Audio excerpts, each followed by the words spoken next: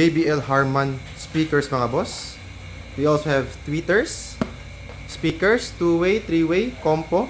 Tapos ito, meron din tayong underseat subwoofer, Bass Pro Lite, tsaka Bass Pro SL2. Ito yung pinaka bestseller natin mga boss, underseat, kasi wala siyang kukunin na space, not unlike sa mga subwoofer yung sa likod ng sasakyan na kumukuha ng space. So if madami po kayong luggage, kumukuha po siya ng space. So, not unlike this one, underseat, 100% plug and play.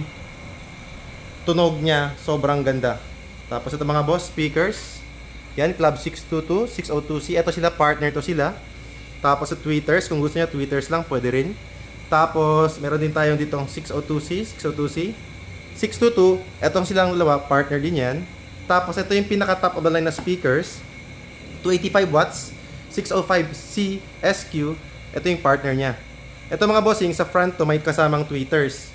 Ito din yung pinaka bestseller natin na pinaka basic setup, stage 2 634 tsaka stage 2 604C with tweeters. Ito yung sa rear, ito yung sa front.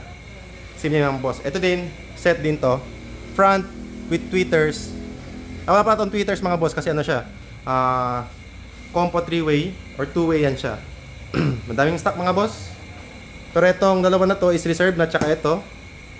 Yan. Medyo marami-rami, but limited stocks pa rin kasi naubos lang kaagad. Although may coming na naman tayong batch 3 na stock na paparating. So, yun lang mga boss. Visit our shop. We set up also mga boss amplifier kung gusto nyo. Yung malakas talaga yung tunog. So, yun lang mga boss. Visit our shop. Andres Auto Accessories. Peace!